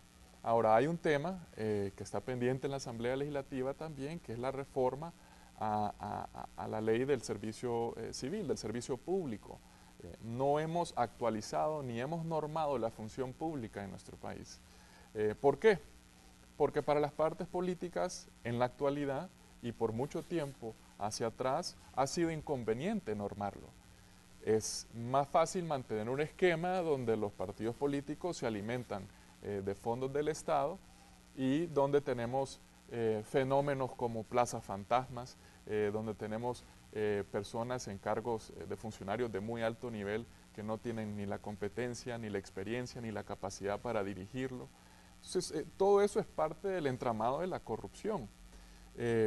¿Cómo derribarlo? ¿Cómo enfrentarlo? Bueno, primero tenemos que llevar a la función pública a las personas mejor preparadas. Y quienes ocupan cargos o quienes ocupan una posición especial en ese tema, los partidos políticos. Entonces, una de las funciones que vemos esenciales de nuestro tiempo, de nuestro proyecto, es llevar a la función pública a las mejores personas, lograr atraer talento.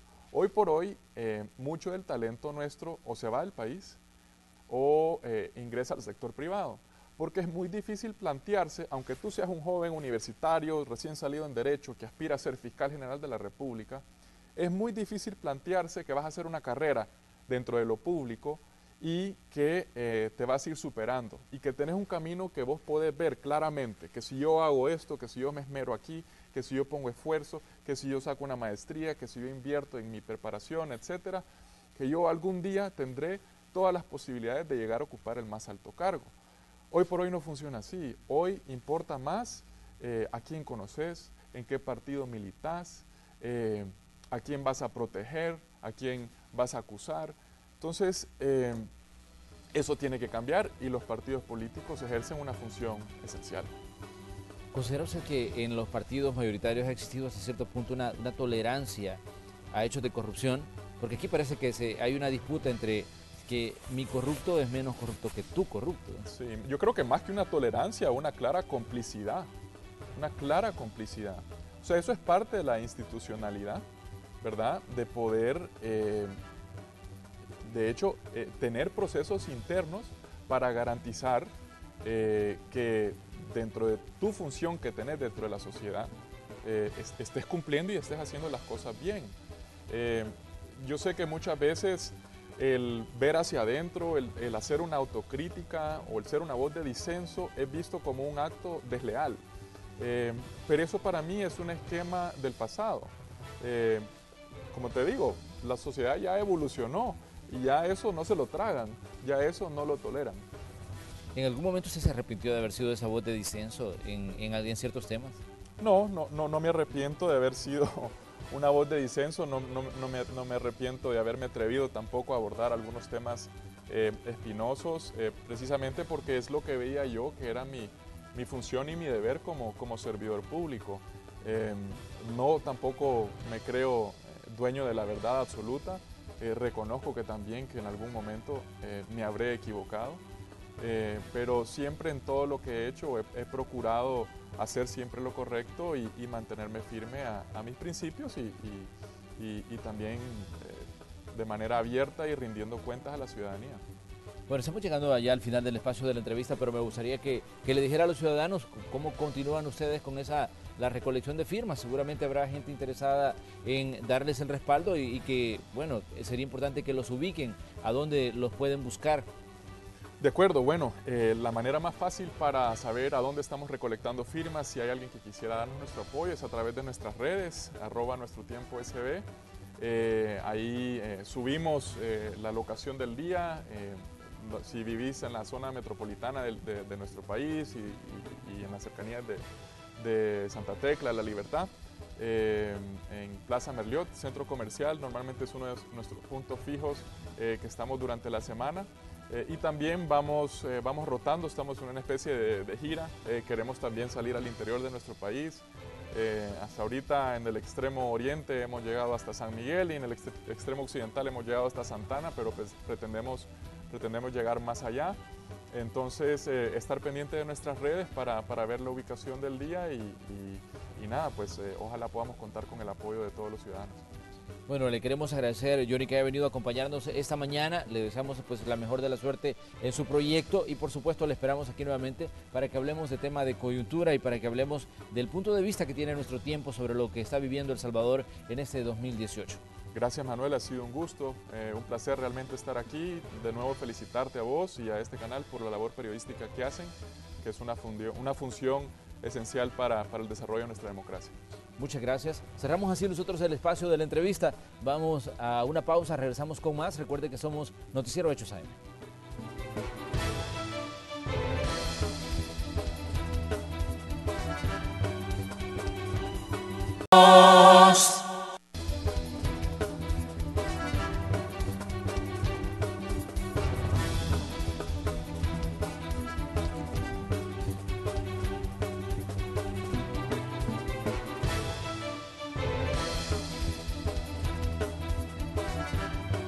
Es un gusto que nos acompañe en Noticiero Hechos AM. Muchísimas gracias a Manuel Burgos y a su invitado por la entrevista de esta última media hora. Nosotros continuamos con más información y nos enlazamos. Bueno, ya tenemos ahí dispuesta a la Fuerza Informativa RSM, a Igmar Batres desde el Boulevard Monseñor Romero y Marcela Rivera desde el Hospital Benjamín Blum. Marcela, tú desde muy temprano nos estabas comentando que existe una reducción del 50% en las labores debido a que están exigiendo el 100% del escalafón los empleados sindicalizados del Ministerio de Salud. Cuéntanos, ¿qué novedades tienes al respecto de este tema?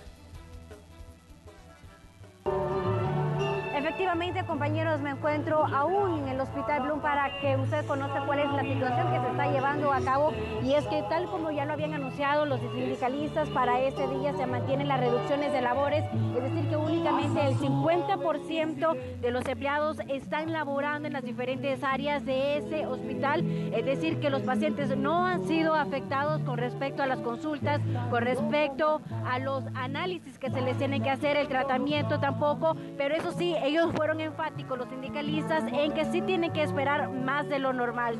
A las 8 de la mañana se tiene previsto que ellos inicien con una marcha hacia el Ministerio de Hacienda para exigir que se cumpla con la ley del escalafón al 100%, porque asegura que es un porcentaje muchísimo más bajo del que se tiene previsto en la ley. Así que ellos van a mantenerse con esas medidas de presión hasta que la ministra y hasta que se hagan efectivo ese pago del escalafón a los más de 30,000 empleados de salud. Por el momento esa es la situación que se mantiene. Ellos ya en unos minutos estarán saliendo hacia el Ministerio de Hacienda y en las calles que estarán abordando es la 25 Avenida Norte y el Boulevard de los Héroes, para que usted lo tome muy en cuenta, amigo televidente. Ese es el panorama que se mantiene por el momento. Con esta información regreso con ustedes. Muchas gracias, Marcela, y buena recomendación la que tú nos hacías, mucha precaución para las personas que van a circular por el Boulevard de los Héroes, porque en los próximos minutos este grupo de empleados sindicalizados del Ministerio de Salud estarían llegando hasta las instalaciones del Ministerio de Hacienda para hacer efectivo o exigir el pago efectivo del 100% del escalafón para el próximo año. Muchas gracias, Marcela, nosotros continuamos enlazándonos con nuestros equipos. Ahora llega el momento de escuchar a nuestro compañero Igmar Batres. Adelante, Igmar. Muy buenos días, estamos sobre la Monseñor Romero, pero por supuesto le vamos a mostrar también cómo se encuentra el tráfico en la avenida Jerusalén. Como siempre, como todos los días, bastante complicado el tráfico para todos aquellos que van hacia la zona del Redondel Masferrer. Pueden ver también el transporte colectivo, pues va bastante lleno de pasajeros. Bien, así el tráfico a esta hora de la mañana en esta importante vía. Así que ármese de paciencia para llegar hacia su destino. También tenga cuidado con la incorporación, como algunos vehículos pues toman la vía como que van a retornar hacia Monseñor Romero, pero en realidad pues se van a incorporar a la Jerusalén y pues eso hace más complicado el tráfico vehicular. Y sobre la Monseñor Romero pues el tráfico bastante fluido a esta hora de la mañana, no hay complicaciones. Bien, así está el tráfico a esta hora de la mañana, bastante complicado en algunos puntos y en algunos otros no, pero por supuesto tómelo en cuenta de donde le estamos informando para los próximos minutos si usted se va a desplazar por esta vía. Con estas imágenes regreso la señal al set principal. Buenos días, compañeros. Buenos días, Igmar, y sobre todo la paciencia para quienes transitan sobre la avenida Jerusalén en el sentido que conduce hacia el Redondel Masferrer, donde observábamos en las imágenes que tú nos compartías, hay mucho congestionamiento. Ahí está la recomendación de parte de uno de nuestros equipos de Noticiero Hechos. Ahora pasamos con más información enfocada en mejorar nuestro estilo de vida y sobre todo, pues Carlos Artiga nos cuenta cómo podemos hacerlo. Carlos, te escuchamos. Los partidos que son nocturnos, de jueves, Monday Night, Sunday Night, van por ESPN, mientras que Fox se encarga de pasar los partidos que se juegan, Lorena, durante el día domingo, que es el día que se juega el grueso de partidos. Así que eso es hoy a las 6:20 de la tarde, Cuervos contra Bengals, los dos vienen de ganar sus primeros partidos y es favorito el equipo de Cincinnati por ser anfitrión. Muy interesante también y gracias por compartirnos ahí la programación. Ya seguramente quienes siguen este deporte estarán haciendo su tiempo para poder disfrutar de estos encuentros. Mientras tanto también llegó el momento de enlazarnos con nuestro compañero Igmar Batres, que nos actualiza la información del tráfico en los alrededores del Redondel Masferrer. Igmar, te escuchamos. Buenos días, hace algunos minutos le mostrábamos cómo se encontraba la avenida Jerusalén desde la Monseñor Romero, pero ahora le vamos a mostrar cómo se encuentra precisamente si usted viene de la Jerusalén y va a empalmar en la avenida Masferrer, pues bastante fluido, usted va a ver dentro de algunos segundos, bueno ahí está. Bastante fluido si usted viene desde Jerusalén y se va a incorporar acá a Masferrer, no así si viene de Masferrer y se va a incorporar hacia esa vía. Acá solía haber Policía Nacional Civil, pero no está. De hecho, uno de los dispositivos que se implementaba hace algunos meses, antes que se construyera este túnel Masferrer, pues la policía siempre estaba aquí, ahora ya no está precisamente porque en todo caso el tráfico es más fluido. Bien, así se encuentra a esta hora de la mañana, pero le vamos a mostrar también cómo se encuentra justo la incorporación al Redondel Masferrer. Así es, a esta hora de la mañana, así luce bastante tranquilo todas las personas que vienen de Masferrer Norte y se incorporan acá, ya sea al Paseo General Escalón o donde le mostrábamos hace algunos segundos. Hay que tener cuidado con esta incorporación porque algunos toman el carril interior y se dirigen hacia la Jerusalén. En todo caso se tienen que desplazar 3 carriles y el vehículo que viene atrás pues probablemente va hacia el Paseo General Escalón. Eso complica a veces y puede generar accidentes de tránsito. También los autobuses que están ahí en la parada, al momento de incorporarse también generan alguna que otra molestia en los conductores y por supuesto hay que evitar los accidentes. Bien, así a esta hora de la mañana el tráfico es aquí en este lugar y con estas imágenes del transporte colectivo y de los demás conductores regreso a la señal al set principal. Muchas gracias. Pasa muy rápido, ¿verdad? Entonces, el caso de los productos de Apple. Un Apple Watch que ahora te va a costar esto y que es lo máximo dentro de 10 años, probablemente no tenga el mismo valor al que va a tener un reloj físico. Exactamente.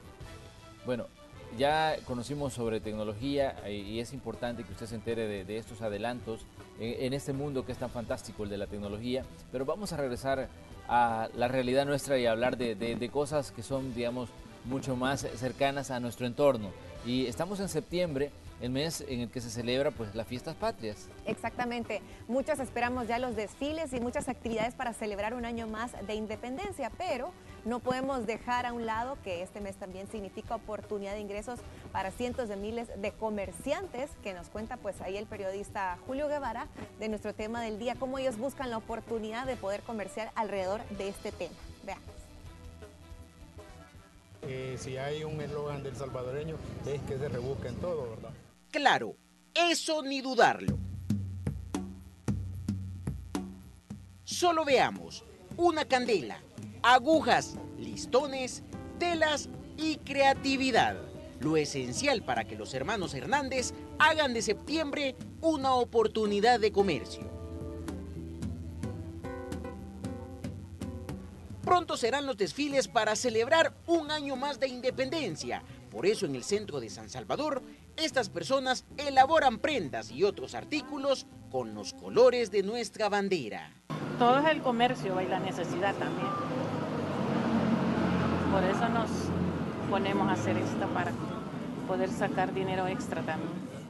Mientras unos cosen en sus puestos de trabajo, otros lo hicieron en sus casas semanas atrás. Han surtido con todo lo que se necesitará en las actividades cívicas.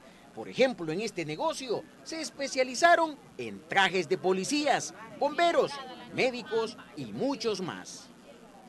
Tenemos que rebuscarnos también para, como le digo, tratar de agradar a las personas, de que sus hijos se vean bien representativos en los desfiles de los diferentes centros educativos de El Salvador.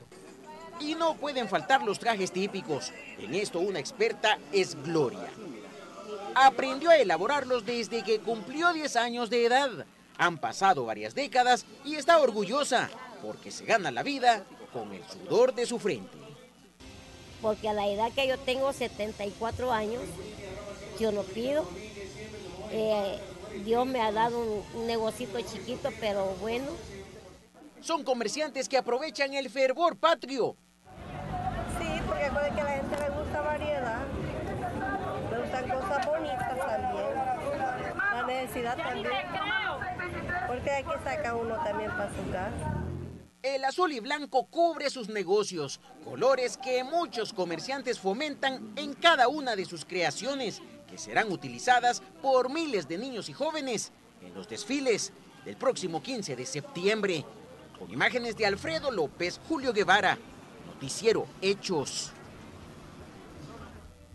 Bien, y ahí tenemos parte de la laboriosidad de los salvadoreños, y es que el ingenio de estas personas es admirable porque no se conforman con ofrecer productos que en muchas ocasiones vienen hasta importados, sino que deciden crear diseños diferentes para impactar más a los clientes. El mercado central siempre se caracteriza por la variedad de productos que ofrecen sus comerciantes, por eso se convierte en una opción de compra. Muchos dicen que en ese lugar siempre encuentran de todo a precios muy accesibles. Creo que esto, más allá de la tecnología, es una situación que está al alcance del bolsillo de todos. Está bueno porque siempre es necesario, pues de que, mire, me he venido rebuscando de allá de Soyapango porque no había hallado así de estas o lo pequeñitas, pero mire, ahí tiene la señora. Y bueno, lamentablemente este septiembre para muchos comerciantes no se mueve como ellos quisieran. Comercialmente hablando, también aseguran que las ventas están bajas, a pesar que los precios pues han tratado de tener la variedad de productos que ofrecen y sobre todo pues no se registran esa cantidad de ganancias como ellos están esperando. Parece que no fuera 15 de septiembre porque nosotros es poquito lo que estamos vendiendo ahora, porque la gente, como ya ve que los salarios bajitos, es poco lo que está vendiendo ahora. ¿Preocupa esto, verdad? Sí, preocupa bastante porque no hay, pues sí, no hay negocio ahorita. Es poquito que le ganamos, peor a las cosas, las camisas de manga larga ahora lo quieren barato y no se puede porque está bien caro. Bien, y rápidamente le queremos comentar que si usted aún no hace las compras para el 15 de septiembre, ya le presentamos una opción, es de apoyar a estos pequeños comerciantes que, como dicen a buen salvadoreño, se rebuscan de verdad para ganar unos cuantos dólares. Y aquí les dejamos una lista de precios por si está interesado y para que adapte su presupuesto. Las camisas manga larga están a un precio mínimo de $5. Las corbatas las encuentra desde $2. Al mismo precio están las camisas blancas deportivas o para usar bajo el uniforme. Las calcetas, calcetines y otras prendas similares, usted las encuentra desde $1 en el mercado. Si busca ganchos, diademas u otros accesorios similares, le contamos que los encuentra desde 25 centavos de dólar. También hay cantidad de uniformes de soldados, policías, bomberos, etcétera, y estos rondan los $15 como mínimo, porque de pronto en los colegios visten a los niños como elementos de la Fuerza Armada, los visten como médicos, parte de las actividades cívicas, y ahí pues usted puede encontrar la diversidad de cosas para que se las ingenie y que para que su niño también viva un momento inolvidable. Luego están fotografías en las que aparece vestido de algún personaje o de algún profesional, pues personaje de la cultura típica también, de los trajes típicos, y aquí no ponemos en cuenta también lo que algunas personas invierten en la confección de los trajes de cachiporrista, pero también las batutas y demás, las enfermeras, y bueno, son varios elementos que se ponen a disposición en el mercado, justamente en la zona del centro de San Salvador, sobre la calle Rubén Darío, usted puede ubicar este tipo de productos.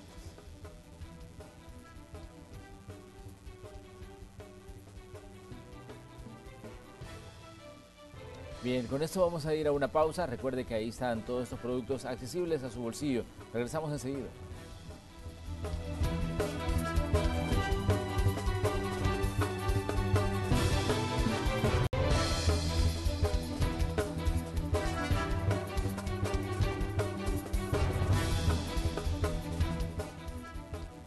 Continuamos con más información, Carlos.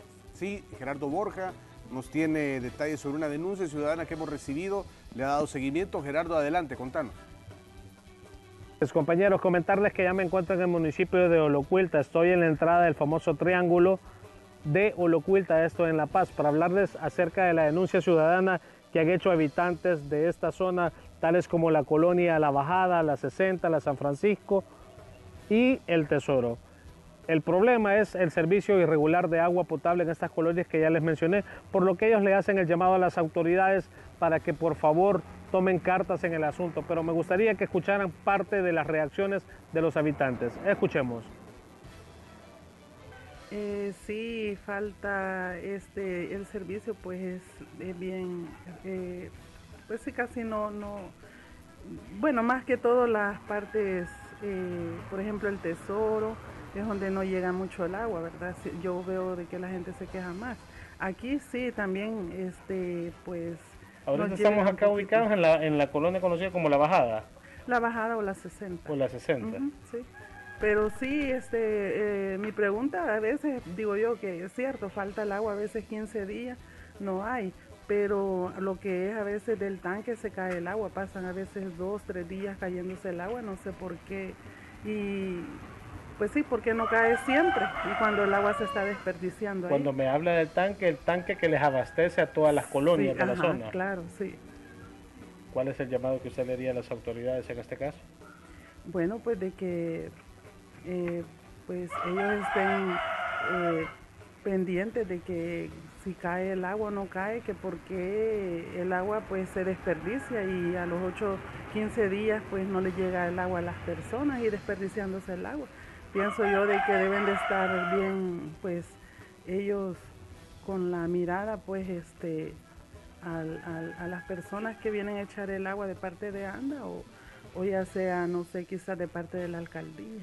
Bueno, compañeros, como ya escuchaban, esta es parte de la información y conversábamos con otra señora que nos decía que por lo menos en la colonia El Tesoro ya tienen aproximadamente de 15 días a un mes sin contar con el servicio de agua potable, pero nos mencionaba de que sí han visto entrar pipas a la colonia para poderles ayudar y a paliar un poco la falta de agua. Con esta información les regreso la señal hasta los estudios. Bien, gracias Gerardo, nos vamos a mantener pendientes y a darle seguimiento a a todas estas situaciones la invitación para que siempre se contacte con nosotros a través de redes sociales y nos haga saber cuáles son las necesidades de su comunidad. Exactamente. Ahora pasamos a otro orden de información. Ahora nos enfocamos en la denuncia que realizó recientemente miembros del Partido de Concertación Nacional alrededor de supuestos intentos de soborno. Veamos los detalles a continuación. Secretario Municipal de Soyapango, Iván Lemus. Llamando a cada uno de sus secretarios municipales de San Salvador, el PCN asegura que está más fuerte que nunca, después que 7 miembros de dicho departamento abandonaran este instituto y sumaran su respaldo a Nayib Bukele. Denuncian que hay supuestos intentos de sobornos mediante llamadas telefónicas.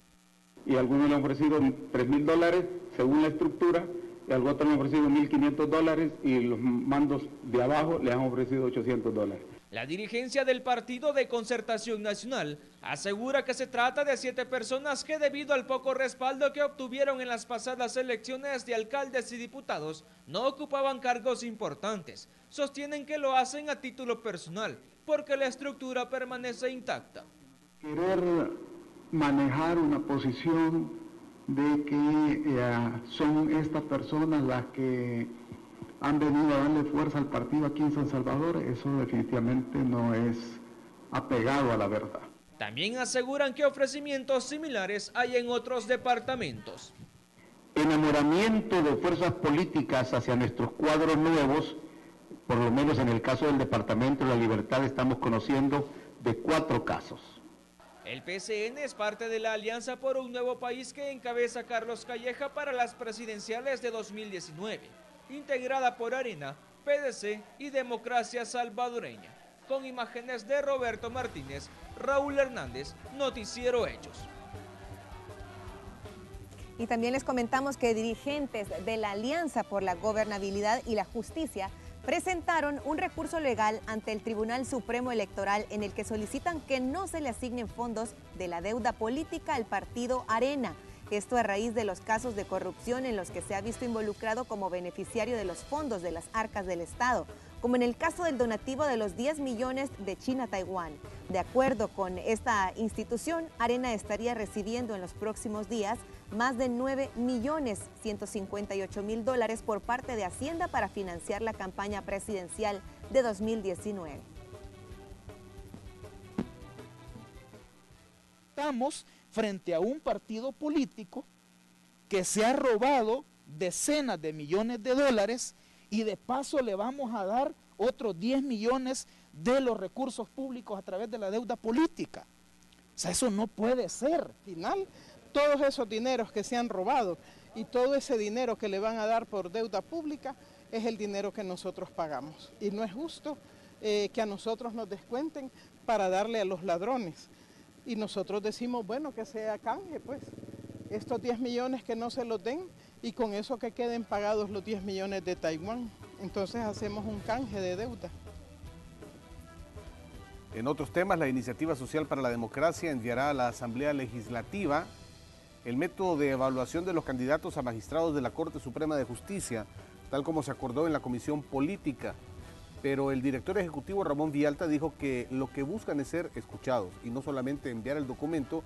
En los próximos días acudirán a instancias internacionales como la Comisión Interamericana de Derechos Humanos, Organización de Naciones Unidas y la Unión Europea. Y el derecho de petición y respuesta es un derecho que posibilita a las personas pedirle, exigirle, demandarle a los funcionarios públicos para poder ser escuchados. En este sentido, lo que nosotros estamos demandando, haciendo uso de nuestros derechos constitucionales, es ser escuchados en un espacio público como lo es la Comisión Política para poder dar a conocer nuestro baremo, nuestra metodología y que conozcan cuáles son las razones de por qué unas personas quedaron en el número 30, número 29 o número 28 o 27 y por qué otros quedaron en los primeros lugares. Y también informamos que el Fondo Social para la Vivienda continúa muy activo con la comunidad estadounidense, ahora con una nueva etapa en la atención al público fuera de las fronteras. Se trata de la ventanilla ubicada en el consulado de Long Island, en Nueva York, que facilitará la adquisición de una vivienda en El Salvador de forma directa. Y las personas podrán contar con un financiamiento de hasta $125.000. Este nuevo espacio estará abierto al público en los horarios de la sede consular, es decir, de 8 de la mañana hasta las 4 de la tarde. Instalada la ventanilla del Fondo Social para atender a todos nuestros compatriotas acá en Nueva York, especialmente en Long Island, donde tenemos un buen número de compatriotas que están interesados en adquirir su vivienda a través del Fondo Social. También les comentamos que el Consejo Consultivo de la Niñez y el Fondo de las Naciones Unidas para la Infancia presentaron la propuesta sobre una política pública centrada en la infancia denominada Invertir en nuestros niños, un norte común, que espera sea retomada por los tomadores de decisión, candidatos presidenciales y distintos sectores de la sociedad y el Estado salvadoreño. Entre otros aspectos, el estudio propone incrementar la inversión en programas de atención en la primera infancia, unos $400 millones en un periodo de 10 años, como uno de los primeros pasos. Una conexión entre aquella sabiduría colectiva que desarrolló El Salvador, de decir nuestros niños deben de sobrevivir, pero luego la sabiduría colectiva lo que nos llevó a decir es los niños después de sobrevivir deben ir a la escuela, pero en medio dejamos un vacío y lo que estamos diciendo ahora es miren, ese vacío realmente nos tiene mucho lastre hacia futuro, porque entonces no nos permite que desarrollemos las mejores capacidades, nuestros talentos, esa capacidad, supónganse, de ponerse de acuerdo, de resolver conflictos. Esas son cosas que se hacen al inicio de la vida. Bueno, damos seguimiento también, Lorena, a lo que está pasando en los Estados Unidos con la inminente llegada del huracán Florence a las costas de Carolina del Sur, Carolina del Norte, y trasladamos esta señal. Me dicen que estamos listos ya con el enlace hasta los Estados Unidos. Vamos con el periodista Jorge